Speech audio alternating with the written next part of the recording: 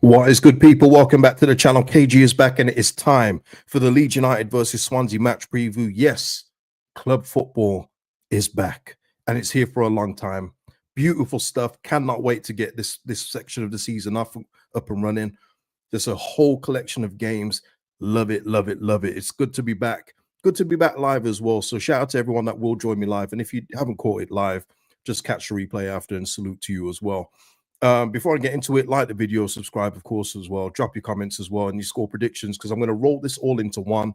This will be the Farker Press match reaction video and the match preview. I don't think there's any need for me to do two. And also, it's going to be very busy for me tomorrow as well. So, and as you know, just a reminder, I won't be here after the game live. I'm going to try and upload something from where I am, because I'll be at the airport at that point on Sunday. I will be watching the game. But yeah, it's going to be a very busy week, because like I said to you at the match reaction of the last game against QPR, kind of thought we'd be promoted by now. So I thought I maybe miss one game.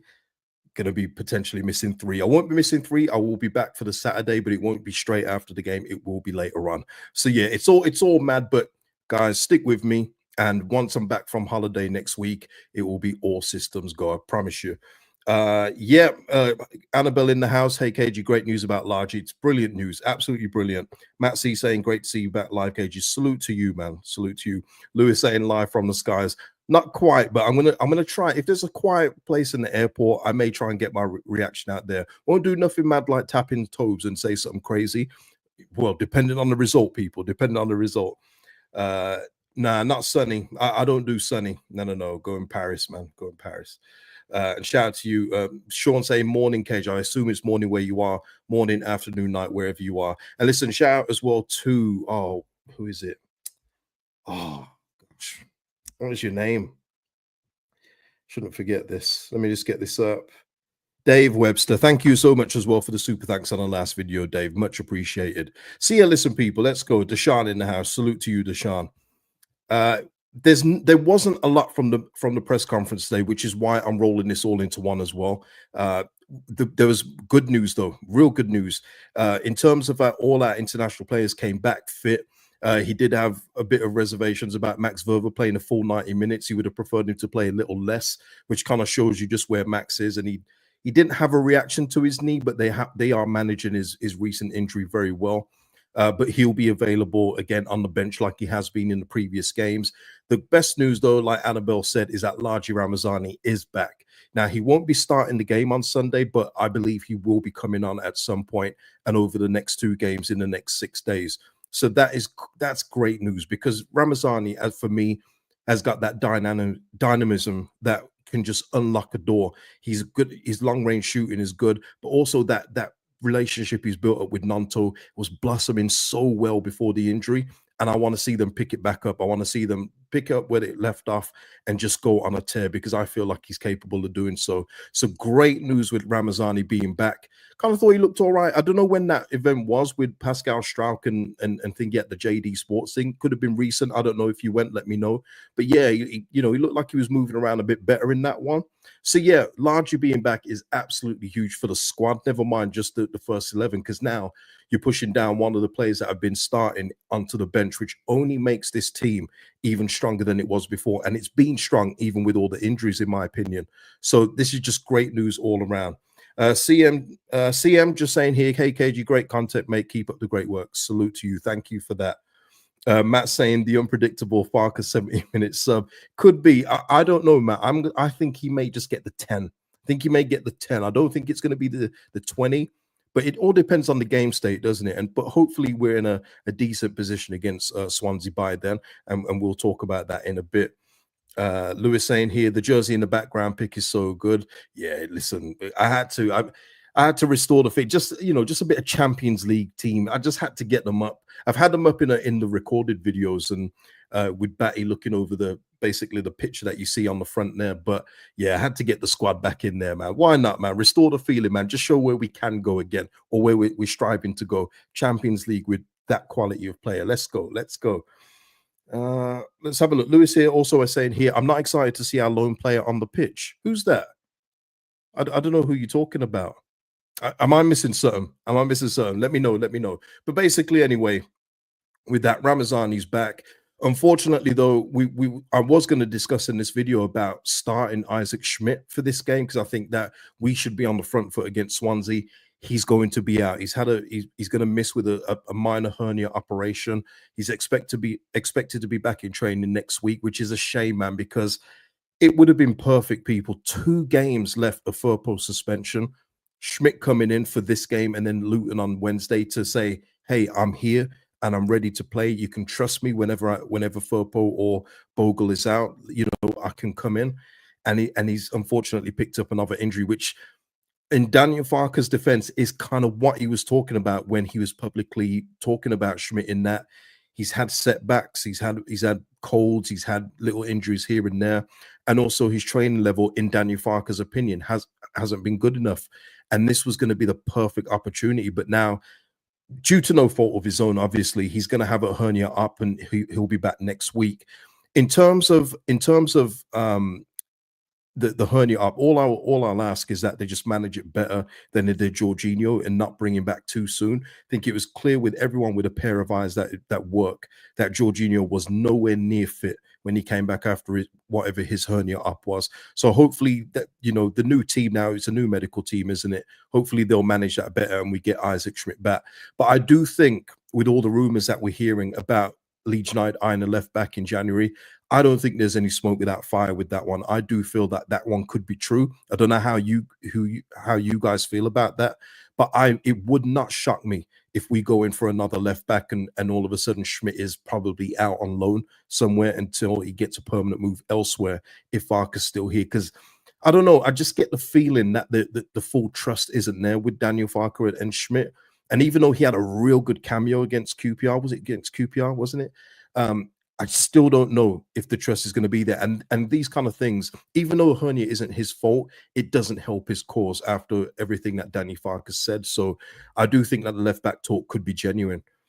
Yeah, Matt C saying, yeah, jury's still out there. Yeah.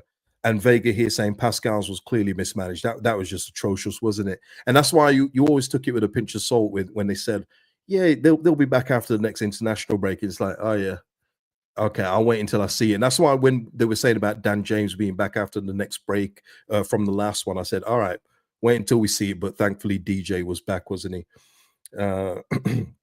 Matt here saying, guess Max will cover left back till Junior's back next Saturday. Sam probably can't do it 2 games in 4 days. Salute and game will be interesting. Yeah, it's unfortunate. I won't be doing a preview for that.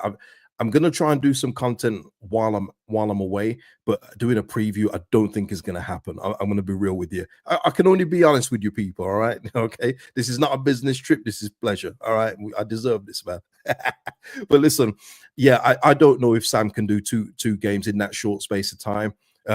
Listen, I can't wait for Junior to be back. In all honesty, with this, but yeah, I mean, Verba being a left back option could be something, but maybe they would take half a game, not half a game, but maybe someone starts, someone comes on for 30 minutes. Because let's face it, between the two of them, I don't think Daniel Farke is comfortable with either Max or Sam on the second game in such a short space of time playing a full 90 minutes. I just don't see it happening. So yeah, we're gonna have to get these boys fit as much as possible because the games come thick and fast right now. So yeah, that was basically it in terms of the team news. One thing I did find funny though, and I know Daniel Farke was, I think he's feeding into it, but he was asked about, he was talking about how we've got a game on Sunday, it's not on Friday, so we've got more time to train. And he said, well, actually, one of our best games was against Sheffield United, and we didn't have a training session. So I don't know what that says about my management. Ha ha ha. I was just looking at the screen like, well, hey, buddy. But yeah, listen, I think he was saying it in jest, but yeah, he does seem to be grateful that all the players have come back. Brendan Aronson's been fine. He was ill away on the USA, but Farke said he was glad that he missed the game and then played a little bit of the second game. Everyone else has come back well, and things like that. I did like the question from Popey. I think he was talking about do you do any self-reflection on these things? And I think Popey's always trying to get to, is there anything you're going to change? And I think it should be pretty obvious by now with Daniel Farke. No is the answer to that. All right, I think that's pretty clear, right? But Swansea City, in terms of this, and I haven't gone too deep into Swansea, pause, but they're mid-table. They don't score many goals, but at the same time, they don't concede a lot as well, which was made clear in the press conference. It's going to be one of those though for me where this is a game where Leeds United need to stamp their authority and show your top two credentials, go there and get a win, even if it's a narrow 1-0. At this point, with a game just coming back after the international break and few players um, reacclimatizing themselves into the team, I would just take a 1-0 win and move on. And that's not my score prediction, though. But I'm saying Leeds United need to show why we are in the top two conversation, why we're the favourites to win this division, and why our squad is so strong. And we should be going to Swansea and getting a win in this against this team for me. So, with that being said, I'm going to go on to my not predicted 11. This would be my preferred 11 slash what I think Farker will do. You know what I mean? You know what I mean? You know what I mean by that.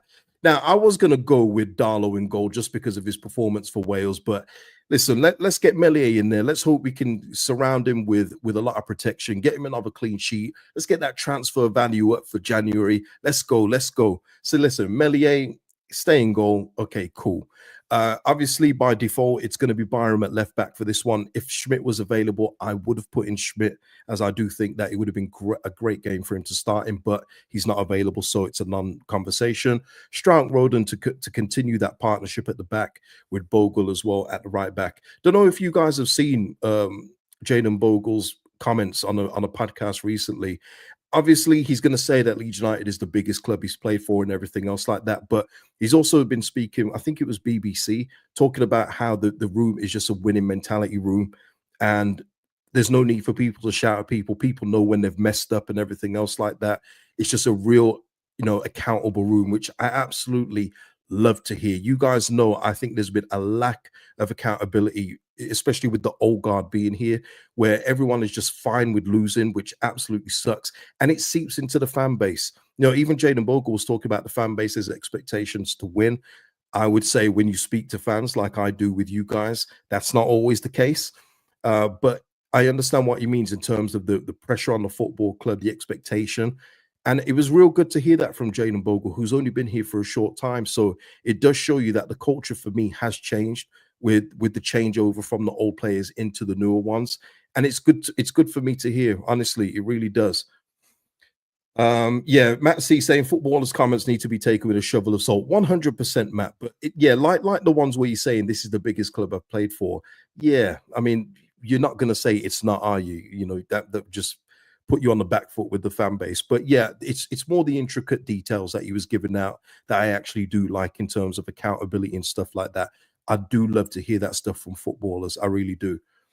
Let's have a look. Clem saying here, my son's back in Wales. We're impressed with Darlow. Yeah, I didn't see the game, Clem, but from all accounts, he had a real solid game. So salute to him. But I just don't think he's going to supplant Meslier from the spot. We've seen Meslier make costly errors and keep his place. So I don't think it's even bother having a conversation at this point in time. Hyru here saying Farker not having a definitive plan B still bugs me. Andrew's having problems with Spurs and he has more to work with. Hope he's eventually open to changing things. No, he's not Hyru. But listen, all you've got to hope for is that the methods that he's implementing just work for us this season. That's all you can hope for now. We went through all of this in the summer in terms of what will he change? Will he be more flexible with his tactics? Will he be more flexible with substitutions, not being so robotic and pre-planning them? And the answer is no. He's still the same in all that regard. Change the little things in preseason. You're thinking, okay, he's going to mix up the formations. No, they're the same thing. So, but my thing is, as long as it's working, as long as it gets the job done, long may it continue. But if it's not working, get somebody else that will do the job properly. So in terms of that's the defense. I think the midfield as well. I'm going back with Rothwell and Tanaka. I think Lewis said he didn't want to see Rothwell. Just for me in this kind of game, I think that Rothwell and Tanaka will do well together against Swansea. Swansea for me aren't anything special in the midfield. They don't give anything for me to worry about. And I do think Rothwell and Tanaka can get the job done against Swansea City. So for me, I would do that. If you would start Guilavogui, let me know in the comments. But I would go with a Rothwell Tanaka scenario, and hopefully Rothwell can put one on Strike's head from a set piece. And here we go. One of those. Oh, you didn't want to see man. Okay. Well, Lewis, I got a little surprise for you. Dun, dun, dun. I've got to put Solomon in, Lewis. And the reason why I'm putting Solomon in, I mean, I would love to see Peru and Joseph up front, but once again, we're not going to see that from the start unless we're 1-0 down and he throws on all the attackers. But what I want to see, because we are literally people, we are 1 week away and change from December. We are literally here to December. I need to see more from Solomon. I need to see what he's going to be offering, because otherwise I will have questions as to why, if it continues in the vein it has, why that loan hasn't been terminated in January like Jed Spence was in the previous season. I will have questions because for the money we're spending, we haven't had the value on return. We haven't had the return on investment just yet. The whole City game, wonderful, absolutely wonderful. But up until now, it's been a bust, this signing so far. So if he's starting again, and he's looked better as it goes on, but for me, that's bare minimum stuff. I want to see you be the difference maker. I want to see you use your international credentials, your former Champions League playing credentials, and making a difference at championship level, which shouldn't be hard for you of a player of your quality. So this is why I would start him in the left wing spot. Dan James on the right against his former team. Just automatic anyway. For me, Dan James is one of our best performers. Willie Nanto, heard his, remember, reported on his comments before the international break. He knows that he's got to get better. He's getting used to his role being doubled up, tripled up. This is how you do it. You get a run of games and get in that spot. Put him back in that 10 spot where he started so brightly. And for me, I'm going with Joseph up top. Even though Peru is a former striker, I do think we need to run with Joseph up top a little bit more. And also, as well with that, I just wanted to say, if you haven't read Guilavogi's comments about Joseph, go and have a look. It's on Baron Cross's page. But he was talking about Joseph's strengths and everything else like that, and how he reminds him of Pierre-Emerick Aubameyang and a young Victor Osimhen, which is crazy praise. That is such good praise for a player of his quality. And also just talking about, you started the season, you've lost your place, but be patient. You know, and he was talking about his own experiences. Guilavogui, by the way, you can see why he's been a captain before, people. Like, you can see how influential this guy is. Like, he is someone that you look up to as a senior pro. But he was talking about how he had Blas Matuidi in front of him before, and Matuidi would say to Guilavogui at the time, look, I'm ahead of you right now, but keep your head down, keep working, because eventually this will be your spot. He just you can see why that man was a captain, really, really and truly. But now he was talking about how he identifies his spot now, where he knows he's not going to play much, but when he's ready, he will be called upon. When he's called upon, he will be ready. But he's also talking about Joseph as well. Just keep persevering. Your game is not complete at this time. When you do get opportunities, keep scoring. And he did say, if you score your next 3 games, you'll probably be worth 20 million, but please stay in January. So, you know, he's just a quality guy. I love that about a player, but also who can still play, because we've seen when Guilavogi's touched the pitch, he's still got that in him. You know, that class doesn't leave you. Maybe the legs aren't there like they were 10 years ago when I saw him at Wolfsburg, but that class doesn't leave you. Yeah, he does. He oozes class, man. Absolutely. OC Baseball saying, where's Aronson? For me, I would put him on the bench for this one, because quite frankly, I listen, and Aronson's been good for us. I've been one of his biggest champions. I'm just thinking, in this kind of game where he's come back again from an international break, save him for this one, give us that burst of energy for like the last 20 minutes, and then he starts against Luton Town. That's what I would do, because I don't think Solomon, by the way, is fit enough to start 2 games in such a short space of time either. So that's why I would probably put Aronson on the bench for this one, and then start him against Luton on Wednesday. That's just me. But listen, if you do something different, cool. But what I would say is, people, these aren't bad options to be arguing about, is it? You know, whether you take Aronson out and put Solomon in, or Solomon out, Aronson in, you're in a pretty privileged position at championship level to be doing that, where other teams would be crying for one of the 2 players. They would. Yeah, he didn't get a ton. He was out with a bit of a flu, was it? He was out with a bit of a cold, what have you. But yeah, he's still traveling and everything else. I know he's done it before, and he did absolutely fine against Sheffield United, didn't he? But just thinking, man, we've got a lot of games coming up. I don't think he's going to start every game, and maybe this is one he can sit out. But listen, I wouldn't be mad at seeing Aronson start and Solomon on the bench. But I would then need to see Solomon start against Luton, because otherwise When are we going to see this guy consistently get a run of games for the money we're paying him? And that is important, people, because that 50K could be spread around a few positions in this football team. Let me just say, uh, can we sign Pogba? I don't know if he would come here, man. I don't know, man. I don't know if we can even afford that. His signing on fee would probably be more than that football club right now. Crazy stuff, but yeah, he is free, isn't he? But yeah, so yeah, listen, people, that's the team I would do for this Sunday. And if you got any changes, please put them in the comments. No problem at all. Score predictions. It is for me, I do feel it's going to be a tight game. I'm going to go for, I know I said it earlier, 1-0. I don't know if that's going to be my score prediction, but it is. I'm going to go for a 1-0 win. And I'm going to go with Mateo Joseph getting the goal, getting back into the goals. Because listen, I am a Joseph advocate, as you know, but I'm not blind to see that the numbers have dwindled, even in the assist column as well, chances created. But what I would say as well, people, is you saw him score for Spain under 21s yet again. We're not doing enough of that. And I've said this consistently. Please, this isn't hindsight talking. This is all through my match reactions. We're not doing enough of those cutbacks into the box, the 6-yard area, for him to do his front post run and just slide in. We need to do a bit more of that, but we need to be more careful and more concentrated with our final ball in all aspects as well, whether it be a cross, whether it be a shot. We do need to be better with our conversion rate, and that starts with things like that as well. Danny saying here 2-1 Leeds. Annabelle going for 2-0. Yeah, Matt going for a 2-1 Peru winner. Would love it. Wolf saying 2-0 Leeds. Marcus here saying 3-1. Love it. Hyrugo as well going 2-0 James and Peru.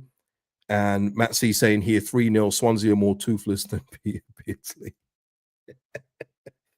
Tremendous. So yeah, listen, if you've got any other score predictions, like I say, put them in the comments after. And David here saying, have a nice holiday, mate. 2-1 Leeds. I will do, David. Thank you. Just before we go, obviously we're currently third in the table behind Sunderland and Sheffield United. They've both had some real big injury news, and I'll start with Sunderland. Alan Brown, is out for 6 to 8 weeks, but so is Mundle, who's been one of their best players this season.